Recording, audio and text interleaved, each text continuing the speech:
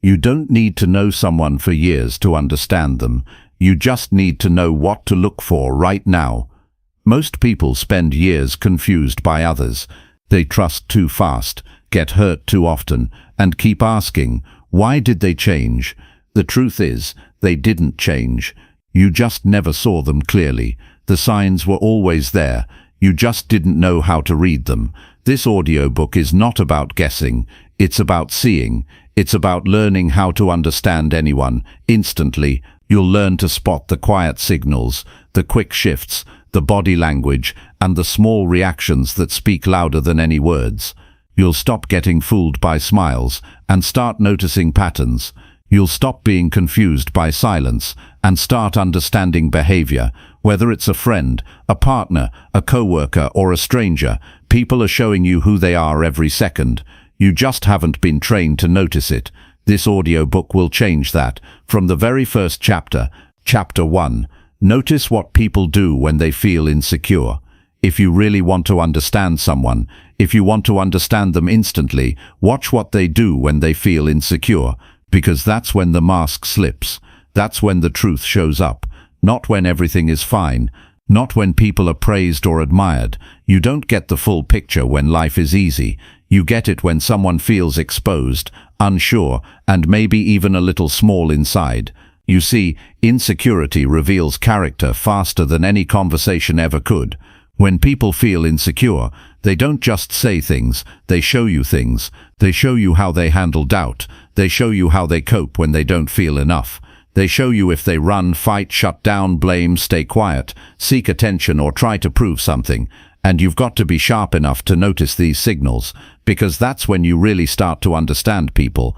If someone talks over others the moment they feel unsure, that tells you something. If someone becomes silent and distant when they're not certain, that tells you something. If someone starts mocking or pointing fingers when their confidence gets hit, that tells you something. And the reason this matters is because you're not just looking at what they do, you're learning why they do it. That's where real understanding starts. Human behavior is not random, it's patterned. Insecurity pulls out those patterns. That's why your job isn't just to react to someone's insecurity, it's to watch it, learn from it, and ask yourself, what does this say about how they see themselves? When someone feels small, how do they respond? Do they become aggressive? Do they pull away? Do they pretend to be strong? Or do they open up and admit they're struggling? Most people aren't trained to spot these things. They take everything at face value. But if you're serious about growth, if you want to be a person who leads, inspires, and truly connects with others, then you've got to train your eyes and ears for these quiet moments, because they speak the loudest. Someone who brags all the time, that's not confidence, that's insecurity trying to cover itself up. Someone who can't accept a compliment without deflecting, that's not humility, that's a sign they've never fully believed they deserve recognition. Now, this isn't about judging people, it's not about labeling anyone as weak, it's about understanding them, understanding what shapes them, what drives them, what shakes them, and what grounds them. You don't need to be a therapist to figure this out, you just need to care enough to observe. Pay attention to what happens when someone feels left out in a group. Pay attention to how someone responds when their ideas get ignored. Do they become quiet? Do they try to reassert themselves? Do they get angry? Do they act like they don't care? That moment right there, that's real insight. That's what gives you a clear window into who they are beneath all the surface-level interaction. If you want to build real relationships, whether in business or in life, learn how to read those signs. Learn how to read discomfort. You can fake confidence, you can fake happiness, but you can't fake your default reaction when insecurity hits. That's too hard to control. People often carry their insecurities from childhood, from past rejection, from failure they never processed, and it lives in their actions. The man who always tries to prove how smart he is probably grew up being told he wasn't. The woman who always avoids deep conversations may have been hurt for sharing her truth once. So now when something triggers that same discomfort, they react from the past, not from the present. And if you're the kind of person who wants to work with others, grow with others, love others, or even lead others, you can't afford to miss this. Because once you can understand insecurity, you can begin to understand behavior. And once you understand behavior, you can start connecting at a whole new level. So how do you develop this skill? Start by observing, not reacting. Most people react too fast. They get offended, they get defensive, or they start judging someone based on one insecure moment. But that moment is gold. That's your clue. That's where you start learning. Watch how someone acts when they don't know something. Do they get defensive? Do they pretend to know? Or do they admit it and ask for help? That tells you everything about their relationship with learning. Watch how someone handles correction. Do they see it as an attack? Do they take it in quietly and feel defeated? Or do they accept it and grow? That tells you everything about how they value themselves. People are not hard to understand if you're willing to pay attention, but you've got to go deeper than words. You've got to watch the patterns, the little changes in their energy, their tone, their rhythm. That's where the truth is hiding. Insecure moments are not always loud. Sometimes they're silent. Sometimes it's the way someone avoids eye contact. Sometimes it's when they speak too quickly. Sometimes it's when they try too hard to sound right. You've got to stay present enough to catch it. Most people miss it because they're too focused on what they're going to say next. Now, why is this so important? Because understanding people is the foundation of every great relationship, every strong team, every smart business decision, and every lasting connection. If you can't read insecurity, you're always guessing. But when you can read it, you can adjust your approach. You can choose empathy instead of judgment. You can speak to someone's real needs, not just their surface-level behavior. Think about it. When you understand someone's insecurity, you know what makes them feel unsafe. And when you know that, you can help them feel safe. And when people feel safe, they open up, they trust you, they show you their real self. You don't get loyalty by demanding it. You earn it by understanding people better than they understand themselves. And that starts with paying attention when they feel vulnerable. Watch how someone reacts when they feel left behind. Watch how they act when someone else is winning. Do they celebrate? Do they shrink? Do they attack? All of these are clues. People show you their blueprint when they feel like they're not enough. Now, don't use this to manipulate. That's not what this is for. Use this to connect. Use this to serve. Use this to build something real. Start practicing today. In every conversation, ask yourself, what's this person really feeling right now? What are they trying to protect?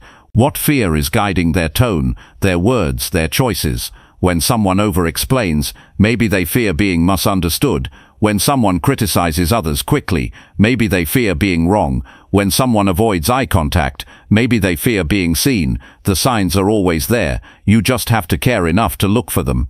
And once you build this muscle, this ability to read people clearly, you'll start making better decisions. You'll avoid trusting the wrong ones and missing out on the right ones. You'll lead better. You'll partner better. You'll love better. Because now, you're not just hearing words. You're understanding the mind behind the words. This isn't a trick. It's not a tactic. It's a mindset. It's a lifestyle. And it starts with noticing what people do when they feel insecure. Because in that moment, they're not performing, they're revealing, and that's where real understanding begins. Chapter 2. Watch how quickly they blame or take ownership.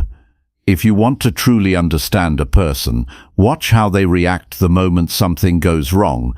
Don't listen to their explanation. Don't wait for a perfect excuse. Just observe one thing. Do they blame someone else, or do they take ownership? This single reaction speaks louder than anything they've ever said. It tells you how they process pressure. It tells you how they handle failure. Tells you whether they run from responsibility or step into it. And if you're sharp enough to notice it, you'll never again be confused about someone's character. People reveal their mindset through the way they handle mistakes. You don't have to know their background. You don't have to know their goals. If you just watch what they do when something doesn't go their way, you'll learn exactly what kind of person they are on the inside. Blaming is easy, ownership is hard, and most people don't even realize they're doing it. When something breaks, when a plan fails, when the results are not what they expected, they instinctively look outside of themselves. They point fingers, they make excuses, they defend their position. Why? Because blame protects the ego. It shields people from the discomfort of growth. It gives them a reason to stay the same. But the people who grow the fastest, those who succeed the fastest, take a different path. They look inward first. Not because they like being wrong, not because they enjoy failure, but because they know that ownership gives them power. It gives them the ability to learn, to adapt, and to get stronger. When you watch someone take ownership, what you're really seeing is strength, quiet strength, mental strength. You're seeing a person who doesn't need to protect their pride. You're seeing someone who's more interested in progress than in defending their image. And that's rare, that's valuable, that's someone you can trust. Ownership is not about blaming yourself for everything. It's about taking responsibility for what you can control. And the people who do that, who say, yes, I made that call, or that was my decision, or I could have handled that better, those people are worth learning from, because they're not pretending, they're not hiding, they're being real, and that honesty is what helps them grow. Now, when you're having a conversation with someone, you don't need to interrogate them to see this. Just pay attention to their language. Do they always say things like, they never told me, or it's not my fault, or he messed it up? That's a red flag. That shows a pattern. Because if someone can't own a small mistake, they won't take responsibility for big ones either. But if they say things like, I should have checked, or that's on me, or I'll do better next time, that tells you everything you need to know. That's a person who learns from the past. That's a person who grows from every situation. When you build relationships, whether personal or professional, understanding this one behavior can save you years of frustration, because if someone always blames others, you'll be cleaning up their mess again and again. You'll be dragged into their stories, their chaos, their excuses, and worse, you'll start doubting yourself. You'll wonder if maybe you are the problem. You'll question your decisions, your voice, your direction. That's the power blame has when it's unchecked. But if you're surrounded by people who take ownership, everything changes. You can build together. You can solve problems together. You can move forward without drama, without blame, without delay. Now let's look at this from another angle. How do you respond when you mess up? Because the truth is, everybody makes mistakes. There's no perfect path. The question is, how fast do you take responsibility? When something breaks, do you admit it or avoid it? When you let someone down, do you address it or pretend it didn't happen? When you miss a target, do you reflect or deflect? You can't expect to understand others until you're willing to understand yourself. If you've spent years blaming people for where you are in life, you're going to miss the growth that comes from real ownership. But the moment you start looking at yourself honestly, things begin to shift. You start to see where you played a part. You start to see how your thinking shaped your outcomes. You stop complaining and start correcting. That's power. That's where change really begins. The people who change their lives the most are not the ones who got everything right. They're the ones who faced what they did wrong. They stopped lying to themselves. They stopped blaming others. And they said, this is mine to fix. This is mine to improve. So the next time you're around someone at work, in a conversation, during a challenge, watch closely. Do they take responsibility, or do they dodge it? That will show you how much pressure they can handle. That will show you how much you can rely on them. That will show you how they will treat you when things don't go smoothly. And here's something important. Blame doesn't always sound loud. Sometimes it's quiet. Sometimes it comes with a smile. I thought you were taking care of that. I assumed you handled it. No one told me. These sound harmless, but they're not. They're habits. They're habits of shifting the burden. And people who do this often don't even know they're doing it. But you'll know, because you're watching. You're learning. You're growing your ability to understand people for who they really are, not for who they pretend to be. And if you want to lead, if you want to inspire, if you want to grow with others, then you've got to surround yourself with people who know how to take ownership, not just when it's easy, not just when it makes them look good, but when it's hard, when it's messy, when it stings.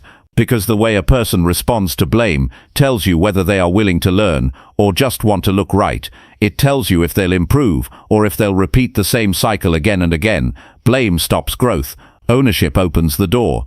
If you want real progress in yourself or in your relationships, you've got to be honest about how blame shows up, not just in others, but in you. Start paying attention to your own language. When something doesn't go your way, ask yourself, am I blaming someone right now, or am I learning something?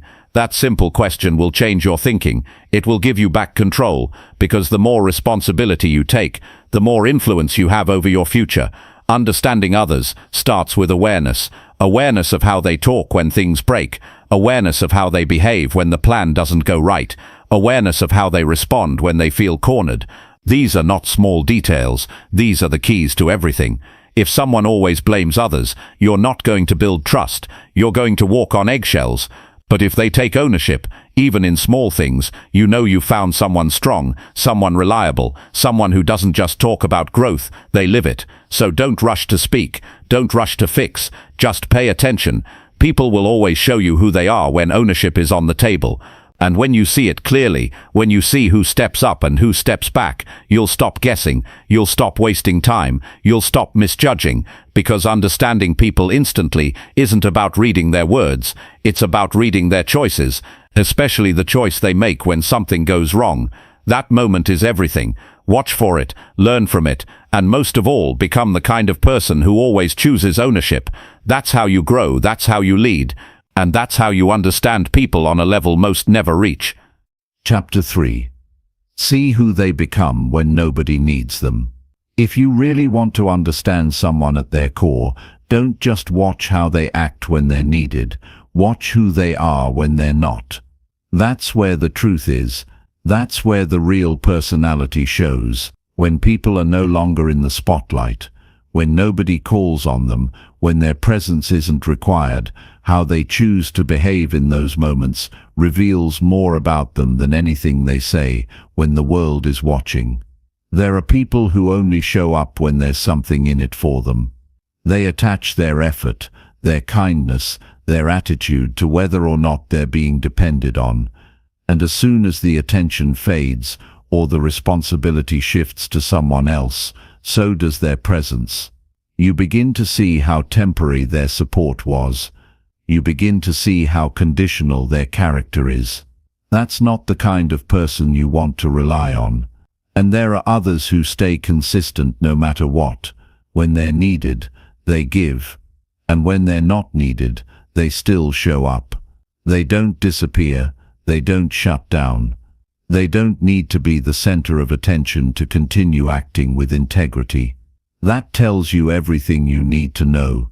Because the people who don't need a reason to be good, those are the people who are good for real. You've got to watch people closely when they're not being praised, when they're not being asked for help, when they're not getting the credit. That's when their habits are raw. That's when their effort is pure. Are they still disciplined? Are they still thoughtful? Do they still treat others with respect? Or do they go quiet, passive, or worse, resentful? Some people feel important only when they're needed, and the second they're not, they pull away, they feel lost, they start questioning their worth, and that's not something to judge. It's something to understand. Because many people build their identity around being useful, around being the answer, around being the one who always helps. And when life doesn't require them in that way anymore, they feel invisible. Now, why does this matter? Because if you're building relationships, building a business, building a team, or just trying to grow as a person, you need to know who's consistent regardless of the situation, who brings value even when no one's watching, who gives their best even when it's not needed. People will always reveal their values when their role changes, when they're no longer the go-to person, when they're not the one everyone turns to. Do they support others stepping up? Do they celebrate someone else getting the attention? Or do they pull away and act like they were never part of it in the first place? You can't build anything lasting around people who change based on whether or not they're being used. Because the truth is, there will be seasons where people won't need you. There will be times when your job is done, and you'll need to keep showing up, not to prove your worth, but to support others, to be part of something bigger than just being needed. And if you can't do that, if your entire identity depends on being someone's answer, you'll fall apart the moment they don't call your name. Look at how people treat others when there's nothing at stake. That's the test. When there's no gain, no reward, no attention, do they still show up with kindness? Do they still hold their standards? Do they still contribute to the environment with a good heart? That's what reveals true character. Some people are only kind when they feel needed. They're warm, generous, and helpful, but only as long as someone benefits directly from them. When that connection fades, so does their attitude. That's not character. That's performance. And you don't want to build your life around performers. You want to build it around people who are real. This is also true for how people treat themselves when nobody needs them. When there's no deadline, when there's no accountability, when there's no one watching, do they still take care of their health? Do they still push themselves to grow? Do they still work on becoming better? Or do they stop? Because that's what self-respect looks like. The way you treat yourself when the world is silent. The way you act when there's no pressure. That's when your personal standard is on full display. You don't get better by only showing up when others are counting on you. You grow by showing up for yourself, especially when nobody else expects it. People often lose themselves when they're not needed. They don't know who they are without someone depending on them. And that's dangerous. Because now they're not living out of purpose, they're living out of validation. And validation doesn't last. It fades. So the moment it's gone, they feel empty again. You need people around you who stay grounded when their role changes. Who don't fall apart when they're not the center. Who don't disappear when the focus shifts. That kind of stability creates peace. That kind of presence builds trust. And trust is what allows everything else to grow. This is also how you know who's really with you. Not just when you're in need, but when you're doing fine, when you don't require their help. Who still checks in, who still shows love, who still adds value without needing anything in return. That's real connection. Because at the end of the day, life changes. Roles shift. Sometimes you're the leader, sometimes you're the learner. Sometimes you're the one holding it together, sometimes you're the one resting. And the people who understand this flow, who don't get caught up in needing to be needed, those are the people you grow with. You also need to look at yourself here. Who do you become when nobody needs you? Are you still consistent with your habits? Do you still care about your growth? Do you still give your best energy to your day? Or do you fall into comfort? Do you lose discipline when no one's watching? Because that's the part you need to face. That's where real change happens. Stop waiting to be needed before you act. Build a life where you act because it matters to you, where you serve without being asked, where you give because it's in your nature, not because it feeds your ego. You'll become stronger when your identity isn't tied to how many people call your name. You'll become more peaceful when you don't need constant approval to feel worthy. And you'll start seeing others clearly when you remove the filter of usefulness and focus on consistency. Understanding someone doesn't always require deep talks. Sometimes all it takes is watching them when they're no longer being called on. How do they move? How do they speak? Do they still bring effort? Do they still bring presence? Because when you find someone who gives their best even when the spotlight's off, you've found someone rare. You've found someone who leads themselves before trying to lead others. And when you become that person, everything starts to change. You stop needing recognition to feel alive.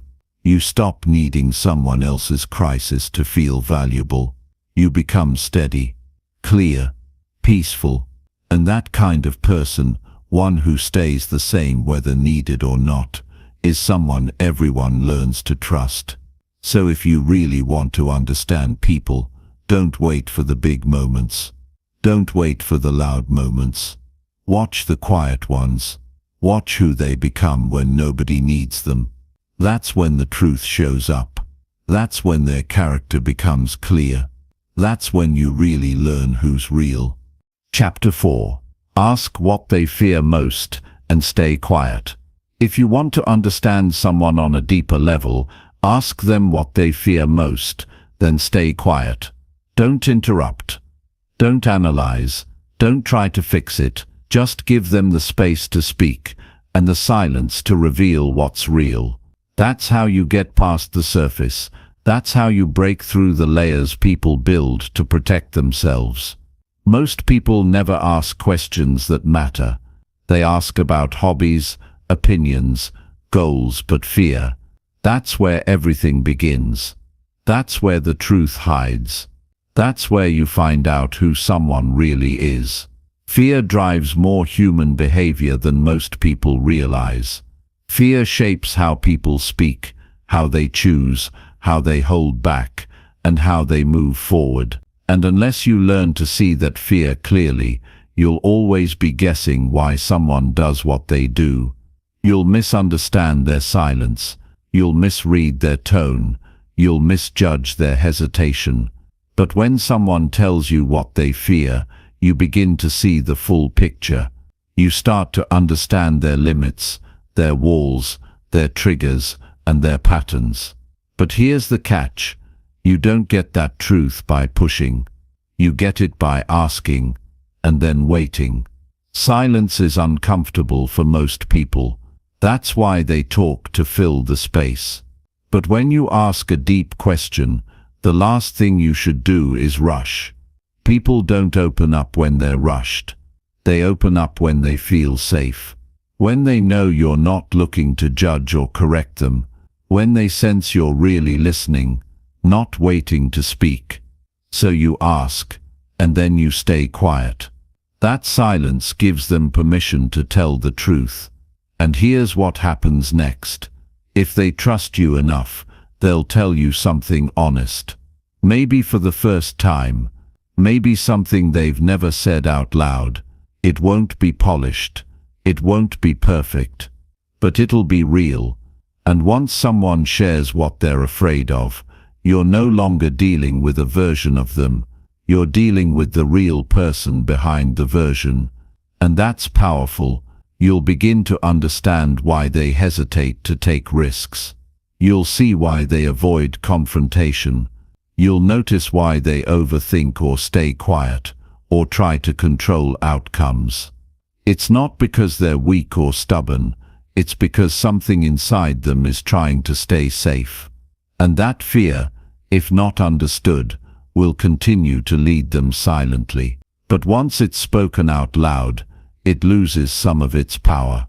That's the first step toward clarity. You're not there to fix anyone. You're there to understand them. That's where people get it wrong. They think being helpful means giving advice. But sometimes, the most helpful thing you can do is be quiet and let someone speak. Let them work through what's on their mind. Let them face their own answers. When you give someone that space, you show them respect. You show them patience. You show them they don't have to pretend around you. This is also how you build trust. Not by saying you're trustworthy, but by giving people the space to be real. When you ask someone what they fear most, you're inviting them to be vulnerable. And if you interrupt, if you minimize, if you laugh, if you shift the subject, you break that trust. But if you stay silent and stay present, you prove you can handle their truth. Some people won't answer right away. That's okay. Don't rush them. Just be still. Let the silence stretch.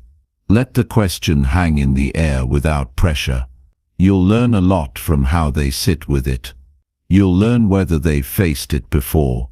You'll see whether they want to talk about it or not. Even their hesitation is information. Even their silence is a signal. And if someone tells you they don't know what they fear, that's a clue too. Maybe they've avoided the question for years. Maybe they've never had the chance to answer honestly. Or maybe they're afraid to admit it, even to themselves. That doesn't mean stop asking. It means go slower. It means be patient. Understanding people isn't about speed. It's about presence. Once they speak, listen with your full attention. Don't think about what you're going to say next. Don't prepare a response in your head. Just listen. Listen to the words they choose. Listen to the way their voice changes. Listen to what they're not saying. Every part of their answer matters. Fear lives in tone, in pauses, in the parts of the story they almost skip. If you're fully present, you'll catch it.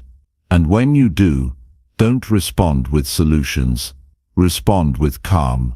Respond with respect.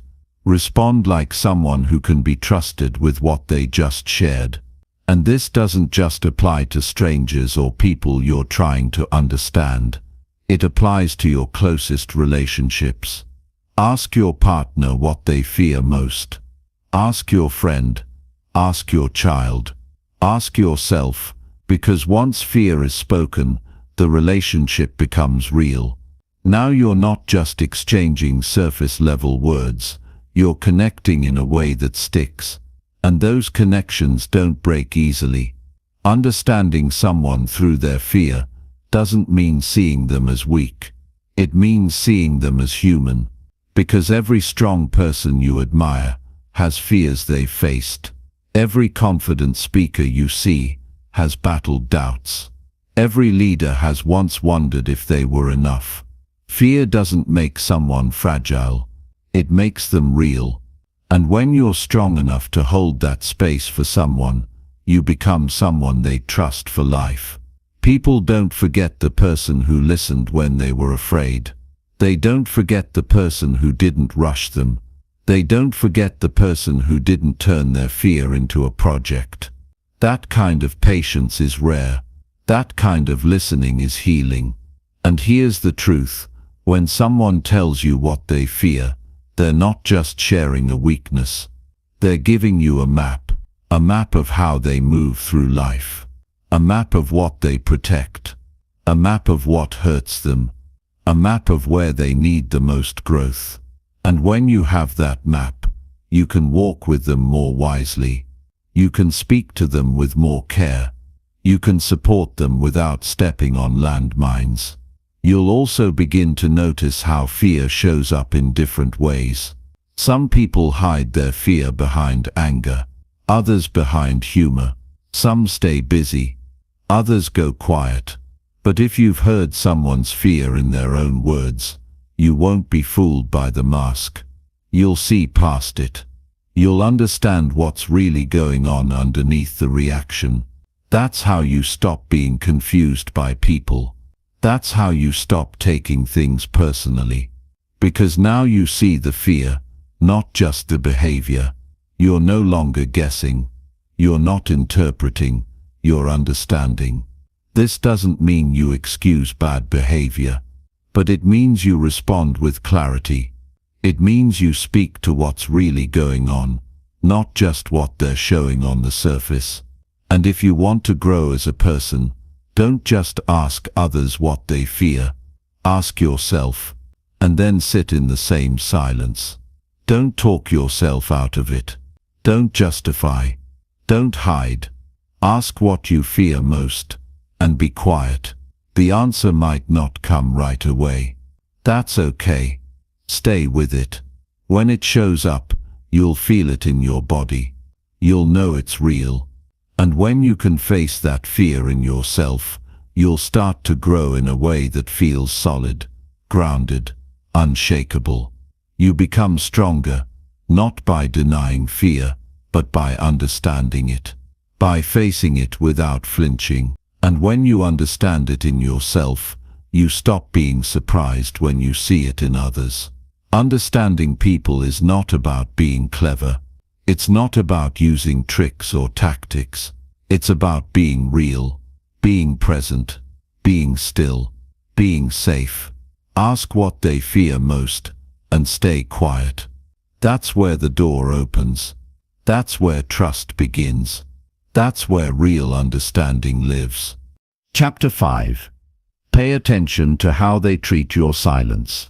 If you really want to understand someone, pay close attention to how they respond to your silence. Not your words, not your opinions, not your energy, just your silence. That quiet space you create when you don't say anything at all, that's where their true nature comes out. That's when you see who they are without performance. Because people's behavior in silence reveals more about their mindset than anything they'll ever say. Most people are uncomfortable with silence. They feel pressure to fill it, to talk, to explain, to entertain. Silence exposes the spaces people try to hide. It takes away the noise they use to distract themselves and others. When you go quiet, people are left with themselves, with their own thoughts, their own need for control, their own insecurities, and in those quiet moments, you see what they're really made of. Some people rush to speak the moment you stop talking. They interrupt the silence with nervous chatter, quick opinions, or forced laughter. They can't handle the pause. It makes them feel exposed. It makes them feel like something is wrong. But nothing is wrong. In fact, silence is one of the most powerful tools you have when it comes to seeing someone clearly. Others take your silence personally. They start asking, "Is something wrong?" or "Why are you so quiet?" They project discomfort onto you because they don't know how to handle space. They assume that silence means judgment or disapproval, not because you gave them a reason, but because their own mind fills in the blank. And what they fill it with, that's the key to understanding them. There are people who use silence to manipulate. They test your reaction. They pull back just to see if you'll chase them. They weaponize distance to gain control. And if you're not aware, you'll fall into the trap of over-explaining or over-performing just to fill the space. But if you remain still, if you watch, if you wait, if you stay calm, you'll begin to see the pattern. You'll realize they're not responding to you. They're responding to their own discomfort. Then there are those who respect silence. They sit with it. They don't rush to change it. They understand that not every pause is a problem. Some people just breathe differently. Some people think before they speak. Some people are present without always needing to talk. And those are the people who make you feel at ease. You never have to perform around them. You never feel like you're being measured, because they give your silence space to exist without trying to control it. Watch how someone treats you when you're not entertaining them. When you're just sitting in stillness. Do they stay patient? Do they hold space?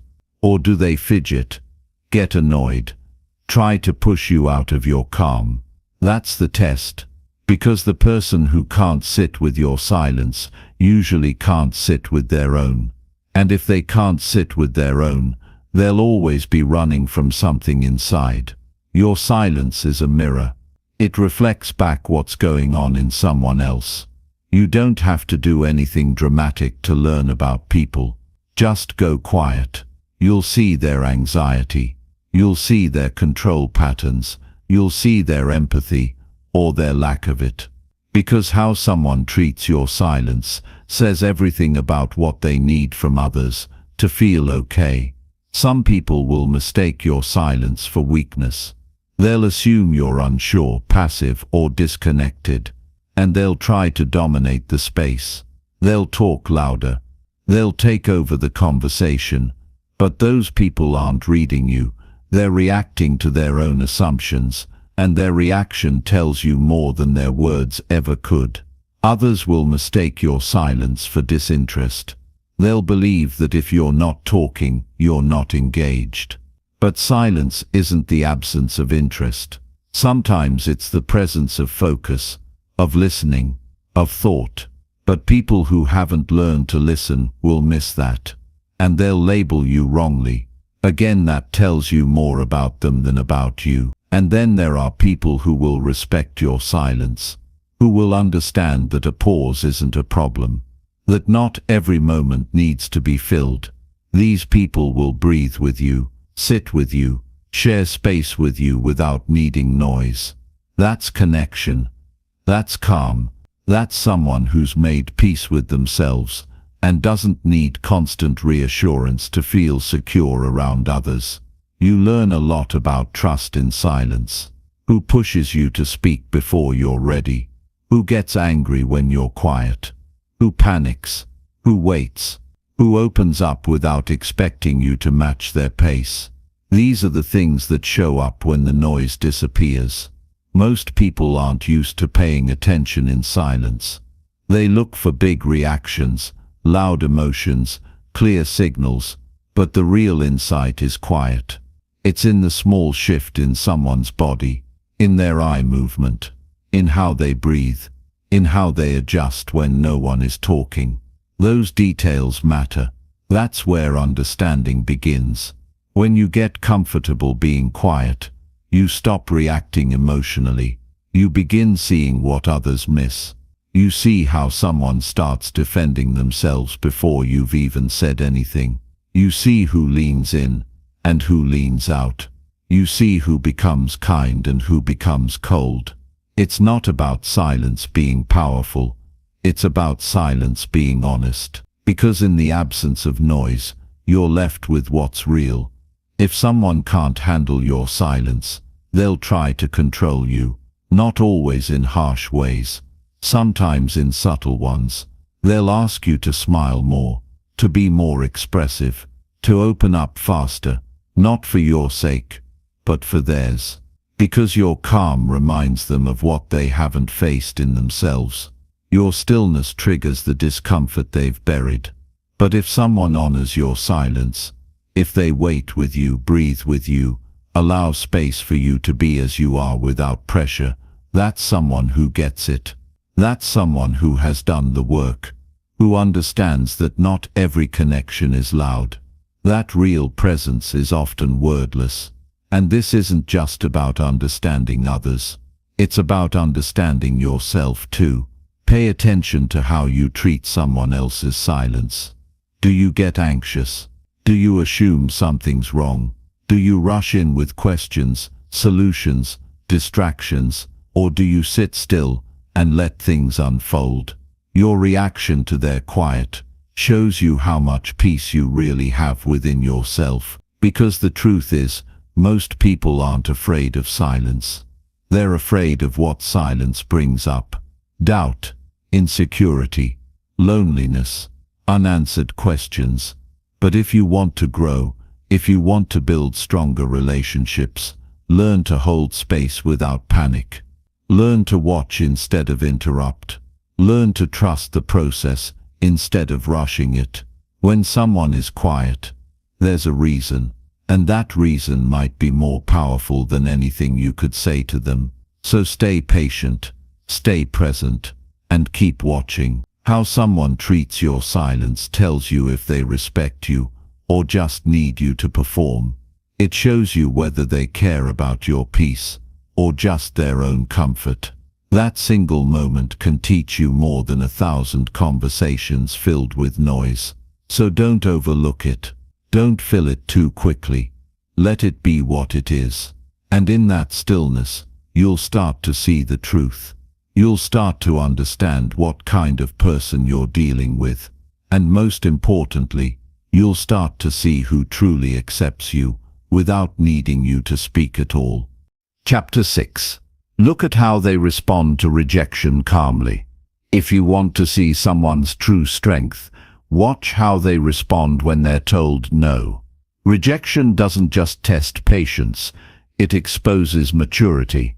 It shows you how grounded someone is when they don't get what they want. You can't understand someone fully by how they act during success. That's the easy part. You understand them by how they behave when something doesn't go their way. And rejection is one of life's clearest ways of showing who someone really is when things don't turn in their favor. People respond to rejection in different ways. Some take it personally.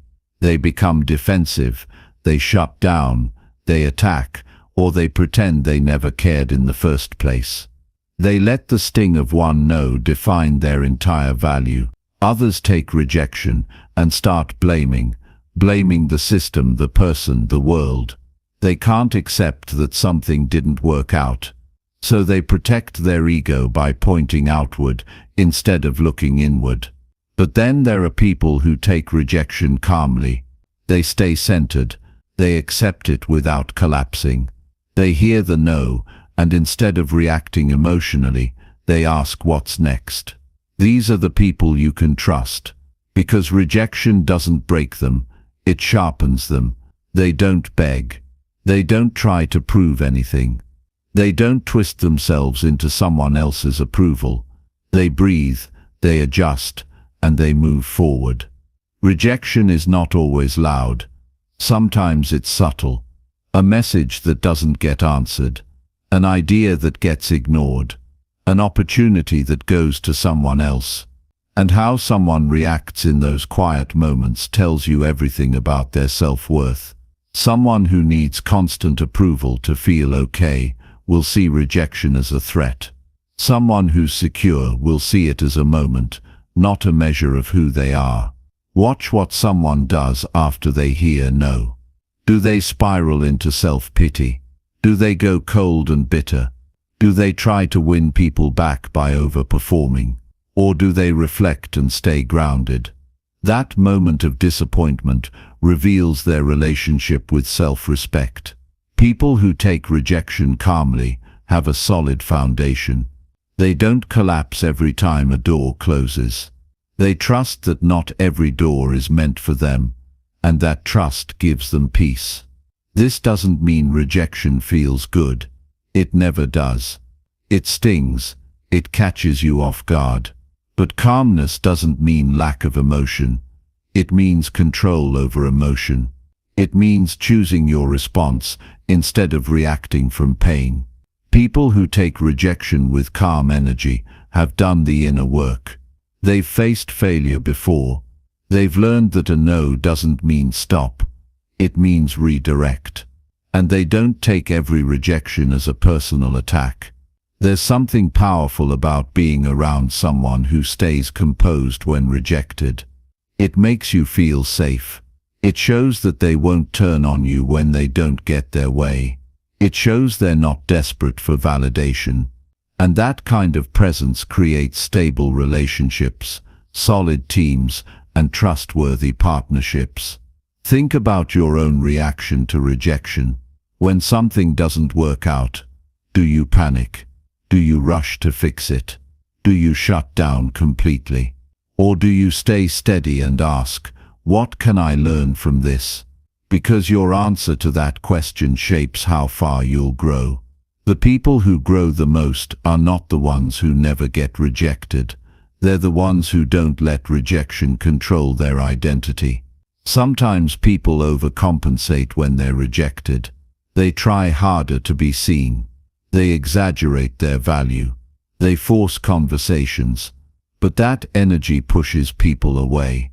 Calmness, on the other hand, draws people in. When you stay calm in the face of rejection, you communicate strength without saying a word. You're not needy. You're not shaken. You're present. And people respect presence. There's also the other extreme. People who act like they never cared at all. They pretend rejection doesn't bother them, but you can feel the tension. They brush it off too fast. They act cool, but their tone shifts. Their walls go up, and their words become short. That's not calmness. That's avoidance.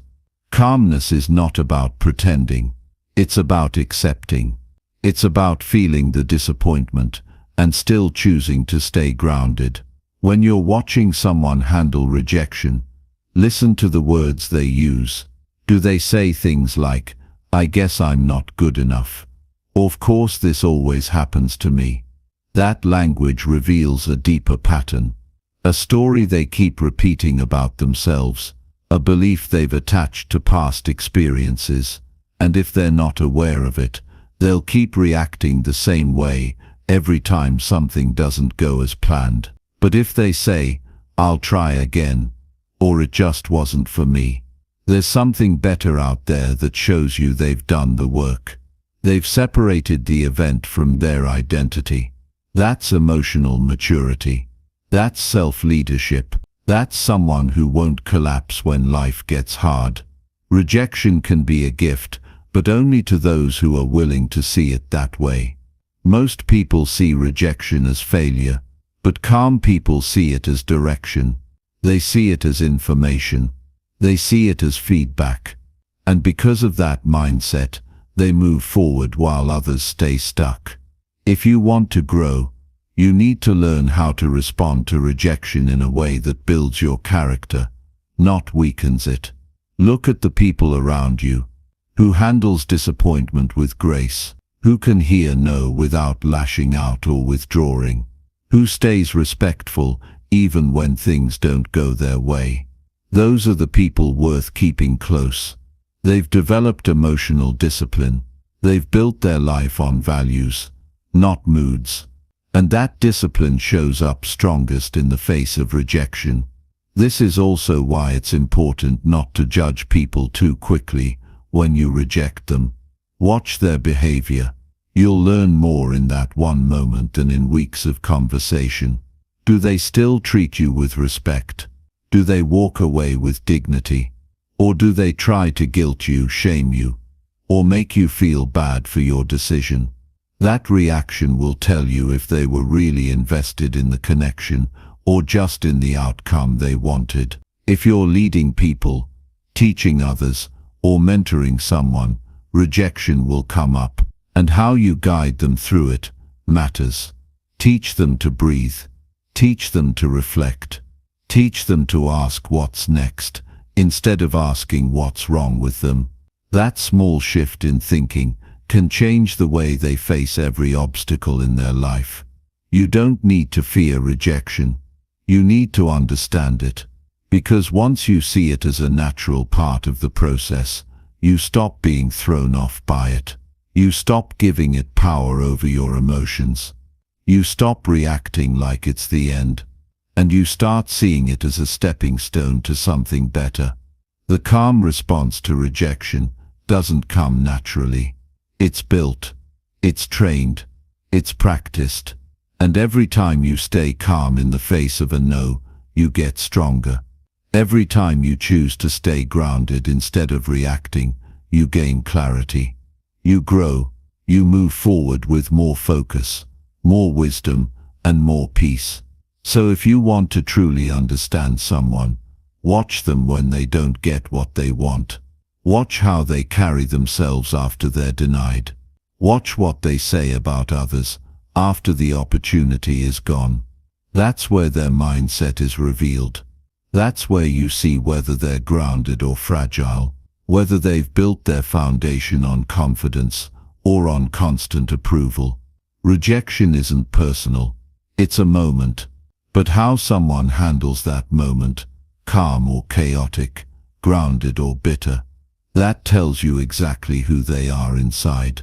And that insight will help you make smarter decisions, build stronger connections, and surround yourself with people who have real inner strength. Chapter 7. Catch the moment they shift to protect themselves.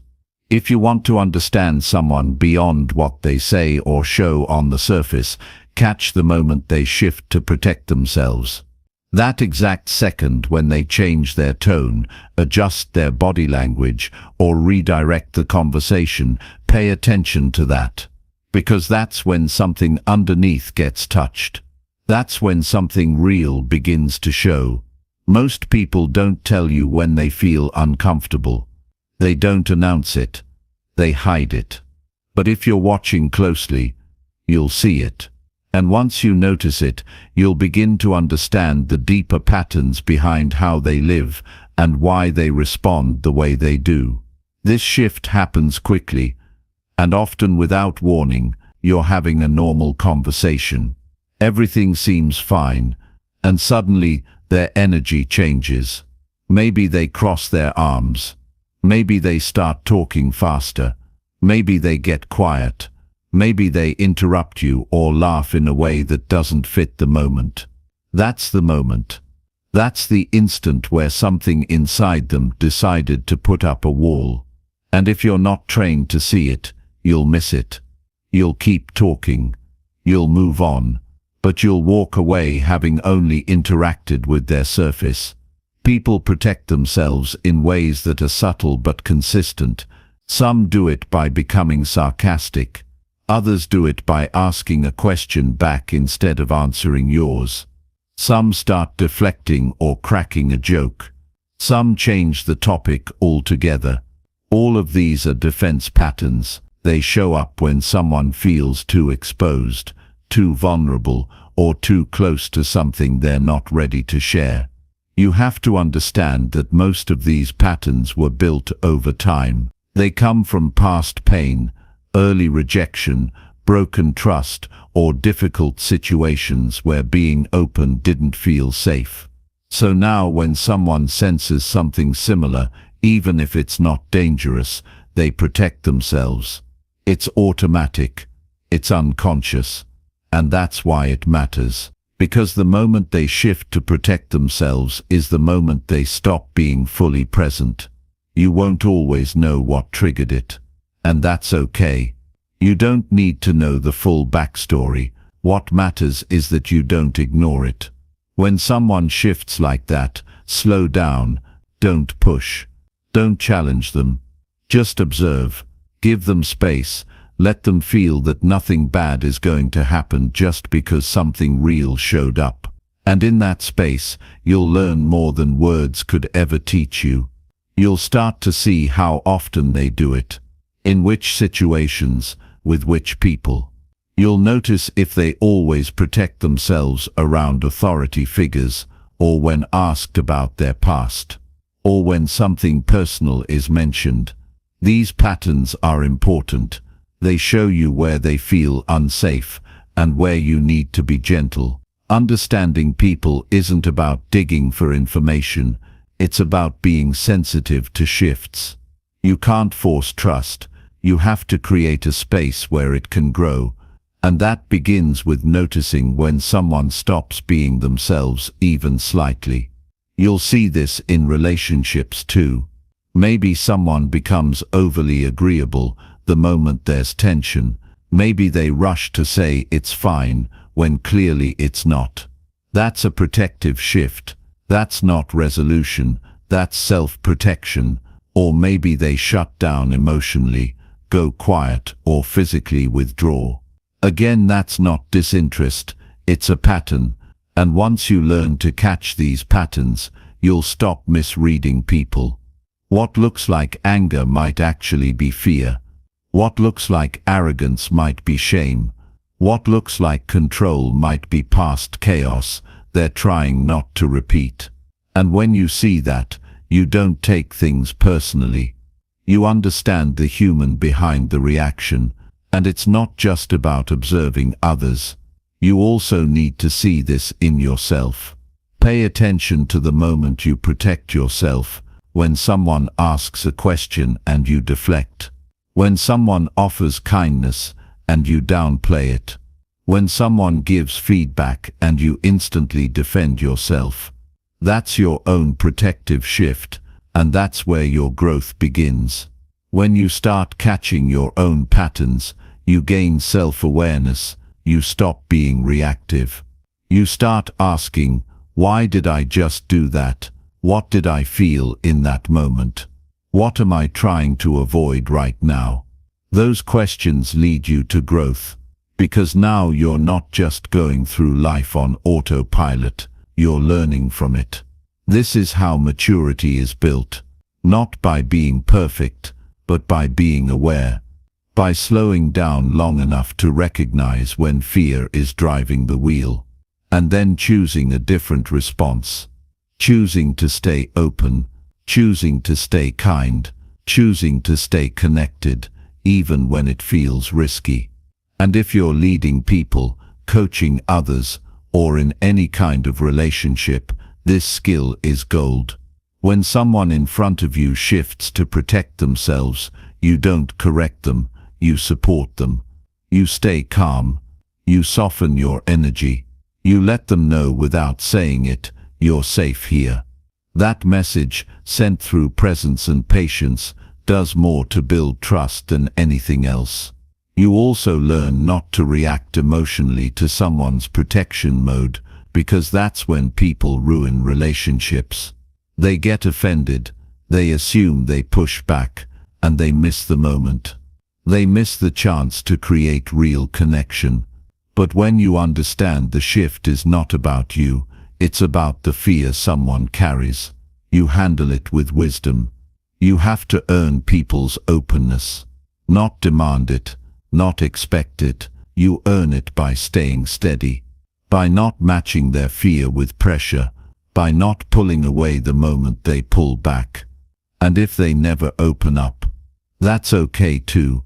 Not everyone is ready. Your job isn't to force someone into openness. It's to create a space where it's possible.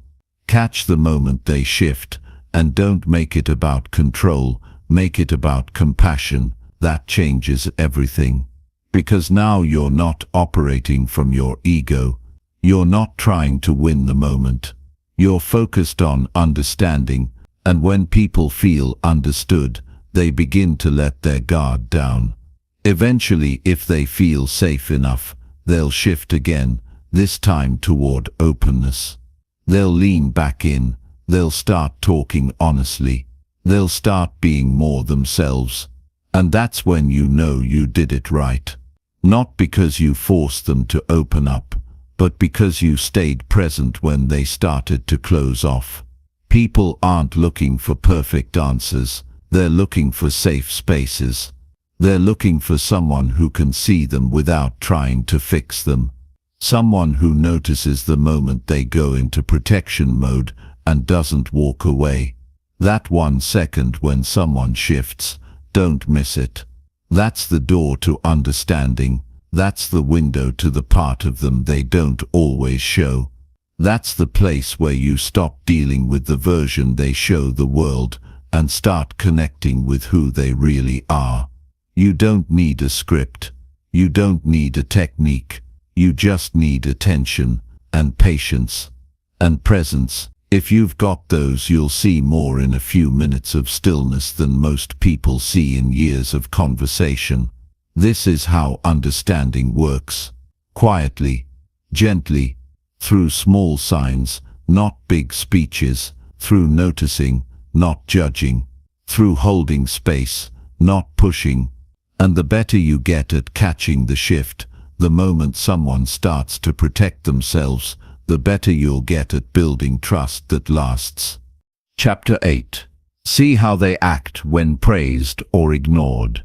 If you really want to understand a person deeply, observe how they respond when they are praised and how they behave when they are ignored. Those two opposite experiences reveal more about someone's character, mindset, and emotional stability than hours of conversation ever could. Because praise doesn't just lift people, it also reveals what they've been waiting for. And being ignored doesn't just sting, it shows you how much someone depends on external attention to feel valuable. When someone receives praise, watch closely. Do they smile with quiet gratitude, or do they become arrogant and overconfident? Do they give credit to others, or take all of it for themselves? Some people can't handle praise. They use it to build a false image, not inner growth. The moment someone tells them they did well, they shift. You see it in their body. You hear it in their tone. You feel it in the way they start talking more about themselves and less about the team, the effort, or the process. That tells you everything you need to know. And then there are people who receive praise and stay grounded. They don't shrink from it, and they don't chase more of it. They accept it with peace, without needing it to feed their identity. These are people who already know who they are, so when praise shows up, they treat it as appreciation, not validation. That's the difference. And it's a big one. Validation seekers live for compliments. They measure their value based on how much attention they get. They may appear confident on the outside, but inside, their self-worth rises and falls with every opinion, every comment, every bit of applause. When they get noticed, they glow. But it's temporary. When they get ignored, they spiral. And that shift from praise to silence exposes everything. Now pay attention to what someone does when they're not acknowledged, not praised, not seen, not thanked.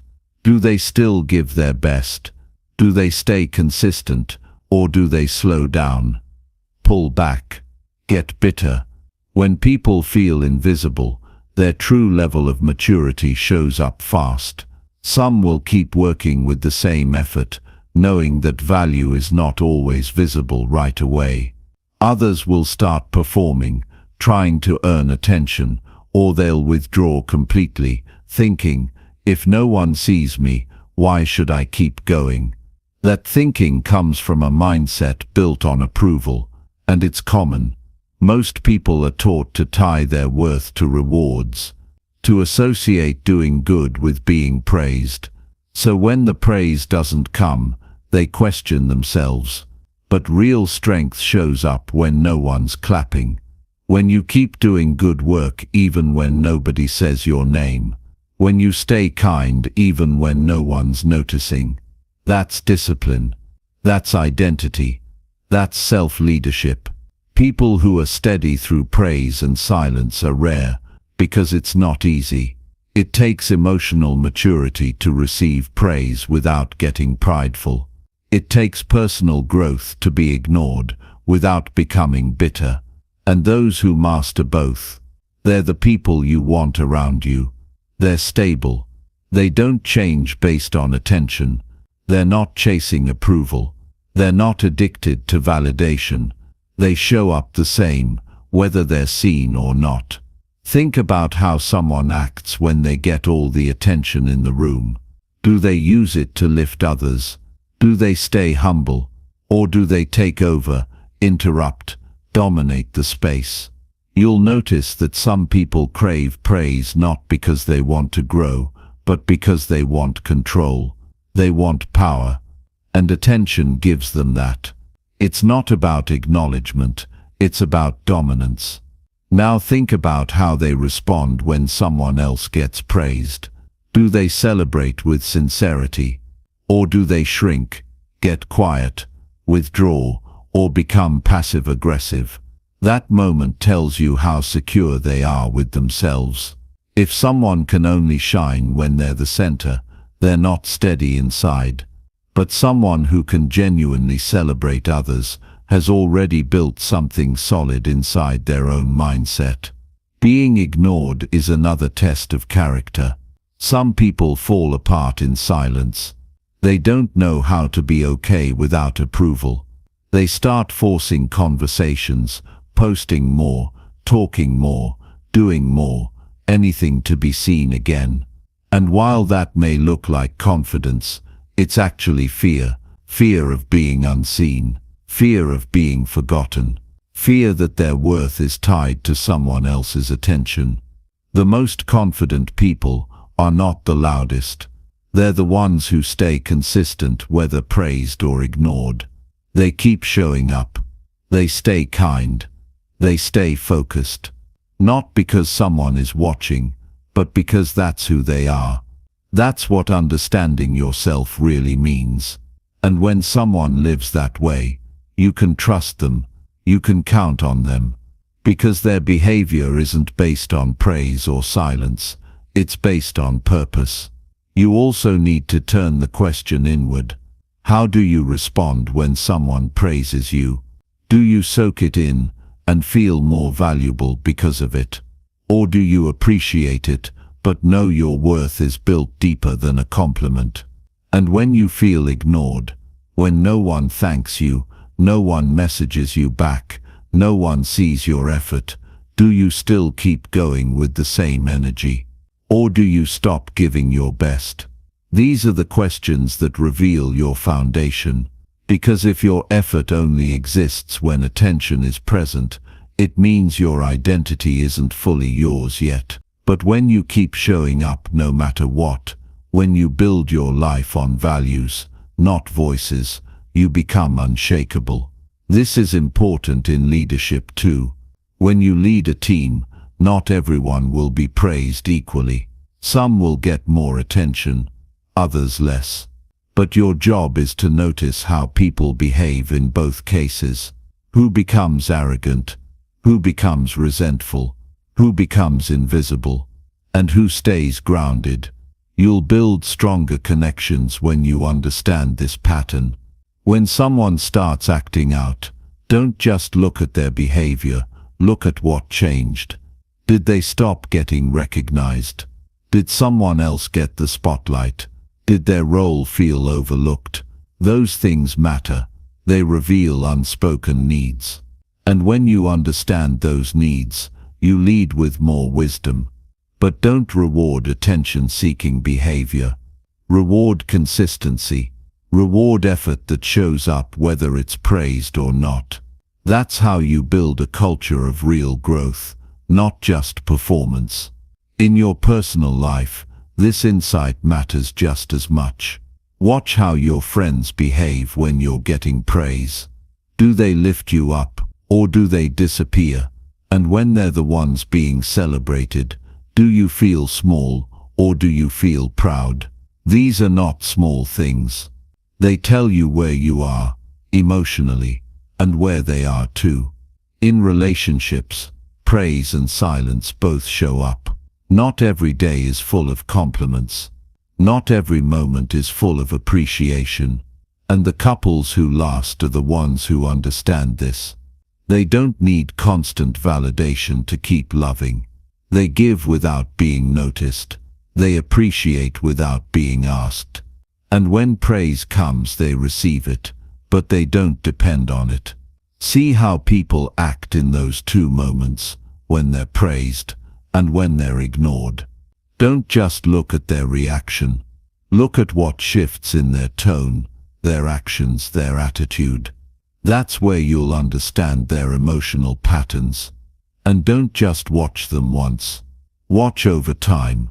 Everyone can act right once. But who stays humble across multiple compliments? Who stays steady across days of silence? That's what you want to understand. Real strength doesn't show up when the world is clapping.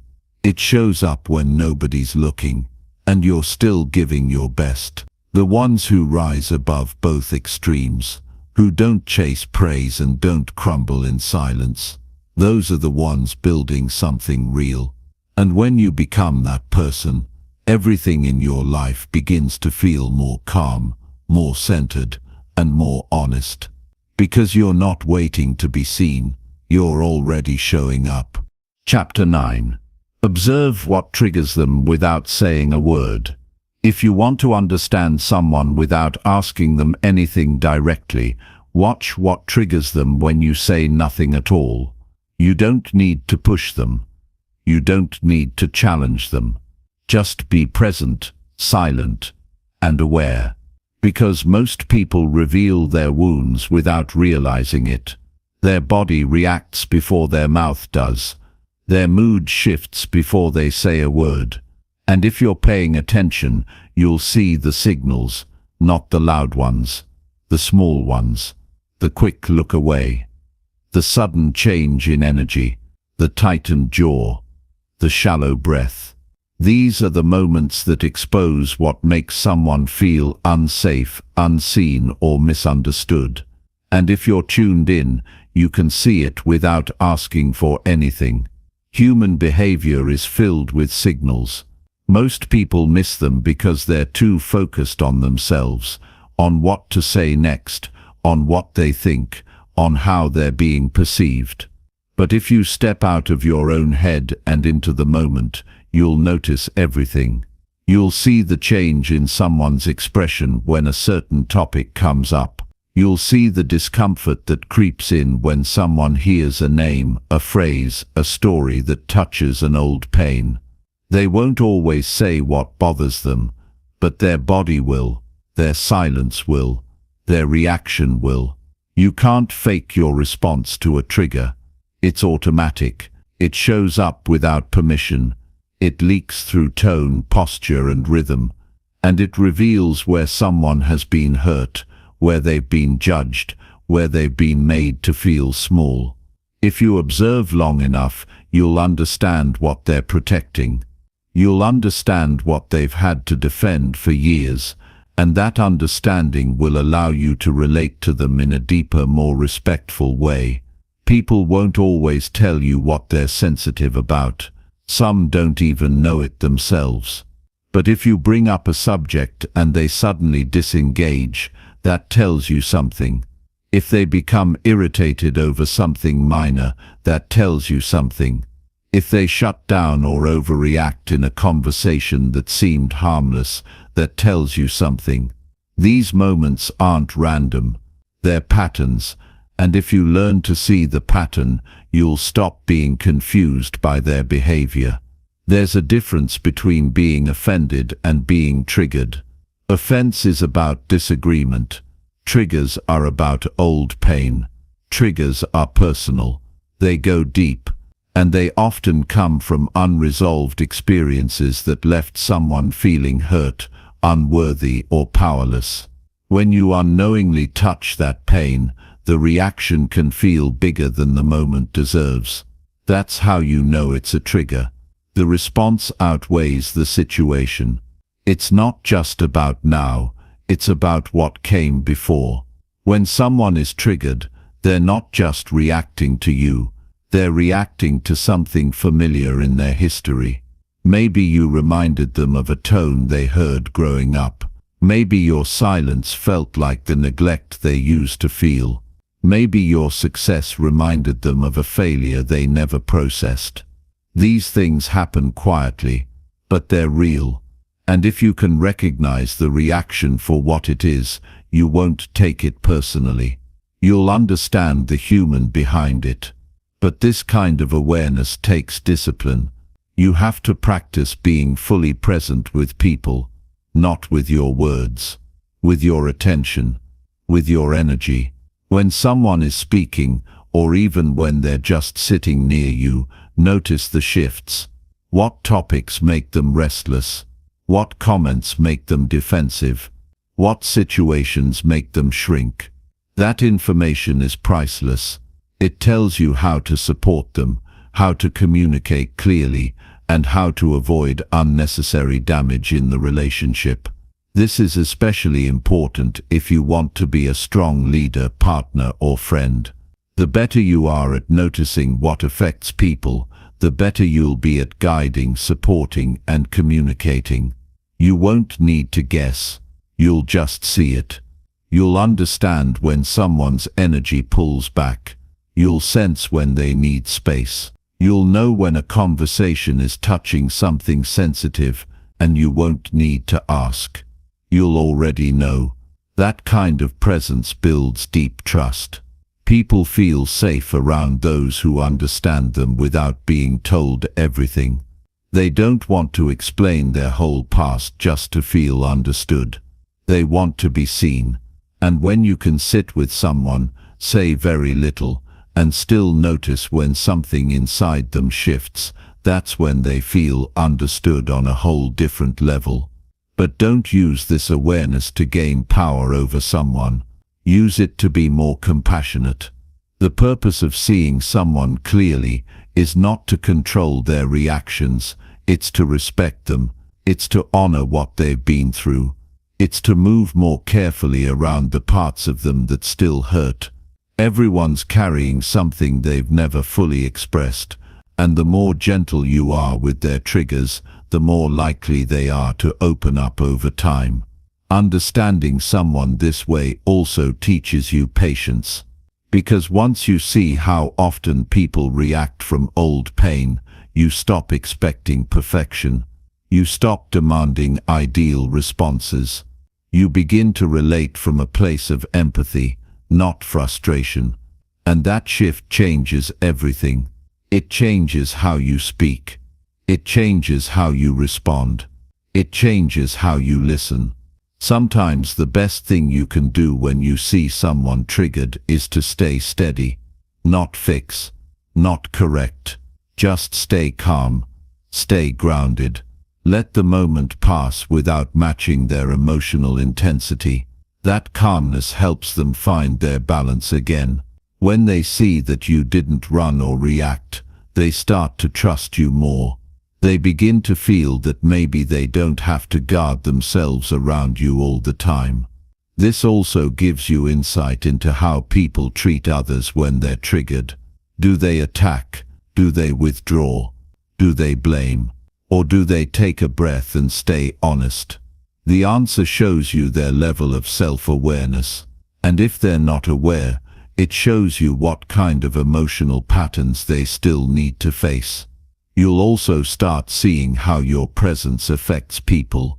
Some people will feel calm around you. Others will feel challenged. Some may feel seen for the first time. Others might feel exposed. It's not about doing something wrong.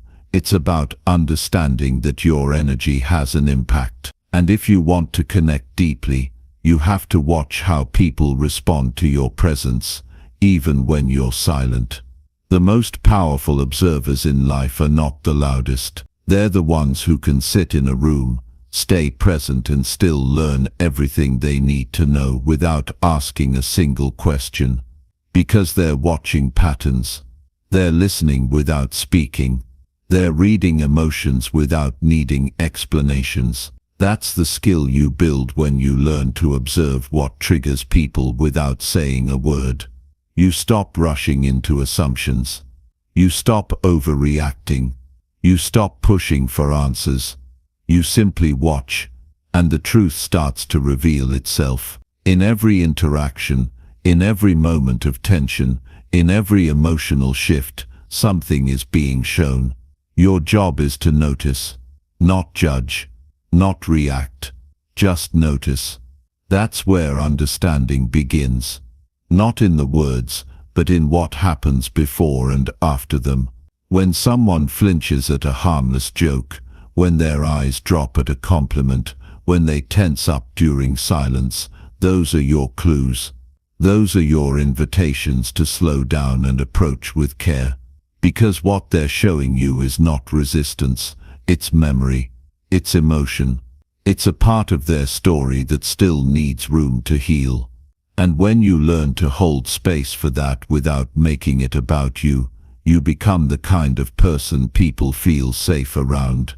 Not because you fixed them, but because you saw them and you didn't walk away. That's what real understanding looks like. Quiet, steady, respectful, and deeply human.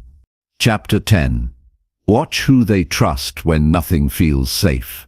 If you want to see the truth about someone, pay close attention to who they turn to when life shakes them, when the ground under them doesn't feel steady, when things fall apart and the room goes quiet. That moment when nothing feels safe is the most honest moment a person can have. It strips away ego, image, and performance. What's left is instinct. That's where trust lives. And when you observe where someone goes in those uncertain moments, who they call, who they lean on, or who they completely avoid, you get to understand their inner world without needing any explanation. Most people are not honest about their fears, but their trust habits reveal them. When someone is anxious, overwhelmed, or facing something they can't control, they return to what feels familiar. And what feels familiar isn't always what's healthy. Some people run to chaos.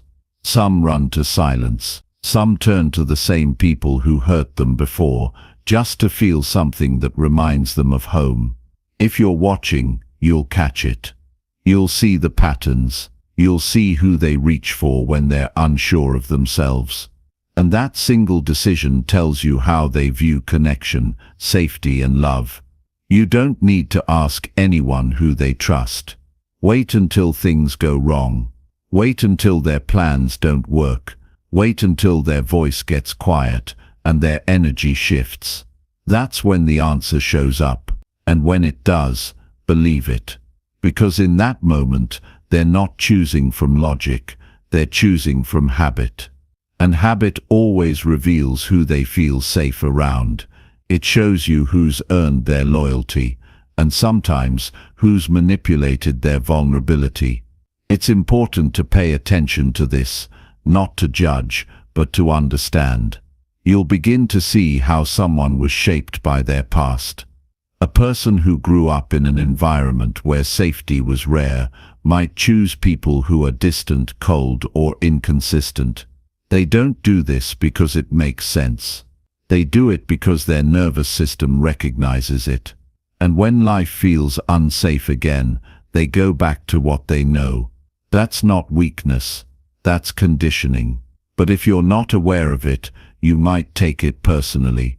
You might think they don't care, or that they don't trust you, when in reality, they're just running an old program that they've never paused long enough to question.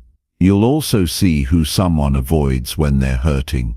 Some people disappear from those who truly care, not because they don't value them, but because they don't know how to receive real support. Being around someone stable can feel unfamiliar if your life has been filled with instability. Being around someone honest can feel uncomfortable if you're used to hiding. That avoidance tells you just as much as their closeness does. Some people seek comfort in distractions, scrolling, overworking, escaping, pretending they're fine. Others turn inward and isolate. And a few rare people have done the work to know exactly who they trust and why. They have someone they call, not to fix them, but to sit with them. Someone who doesn't try to give advice or change the subject. Someone who just stays, listens, and understands. If you see someone turn to that kind of person during chaos, that tells you they've grown. That tells you they've developed emotional awareness and respect for themselves. That kind of clarity is rare and valuable. You can also learn a lot by looking at who someone trusts with their silence. When things fall apart, some people talk to everyone, others talk to only one. But it's who they trust with the raw version of themselves that matters most. The unfiltered version, the unsure version, the afraid version. If you get to see that version of someone, it means they trust you beyond your words. It means they trust your presence. That's not something to take lightly. Now turn the lens inward. Who do you trust when nothing feels safe?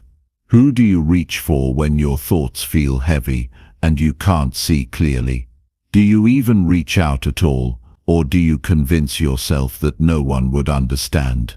Your own trust pattern tells you how much safety you've experienced in your life.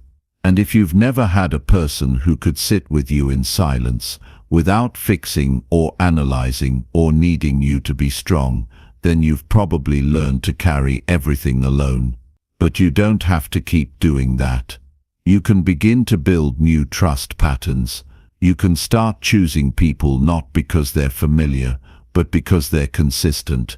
Not because they match your pain, but because they model peace. Not because they fill the silence, but because they honor it. The person you trust when everything is falling apart should be someone who helps you find clarity, not confusion. Peace, not pressure. Truth, not noise. Trust isn't built in perfect moments. It's built in the hard ones, the painful ones, the confusing ones. And when you see who someone runs to in those moments, you see what they believe about safety. You see what they believe about love. You see what they believe about themselves. You'll notice that some people put their trust in people who give them control, not care. Because control feels like safety when you've never experienced healthy support. Others trust people who need them, because being needed feels like worth. But none of this lasts. It keeps people stuck. And if you're watching closely, you'll see that happening in real time. You'll see someone walk past the people who care and choose someone who only shows up when they're broken. That's not trust, that's a trauma loop. And if you understand it, you can stop reinforcing it. You can meet them with patience instead of frustration. You can stay calm instead of pulling away. And maybe over time they'll begin to trust the right people for the right reasons. Trust is not about words. It's about patterns. It's about consistency. And in the moments when people feel unsafe, their instincts take over, who they choose to call, where they choose to go, how they choose to respond. All of that gives you a clear view into how they operate emotionally. Don't miss that moment. Don't rush to comfort or judge it. Just observe. Because when someone feels exposed and unsure, and they let you see who they run to, that is one of the clearest windows into their emotional world you will ever get. And if they trust you in that moment, treat it with care. Don't try to fix them. Don't make it about your advice or your story. Just be there. Be city. Be simple. That kind of presence is what people remember for life. And it's what builds a kind of trust that no crisis can break. When everything feels safe, trust is easy. But when nothing feels safe, when life feels uncertain and heavy, real trust gets revealed. Watch who they turn to. Watch who they avoid. Watch how they move when they feel exposed. That's when you're not just seeing their personality, you're seeing their past, their beliefs, their fears, and their deepest values. And once you've seen that, you're not guessing anymore. You're understanding, and that's where real connection begins.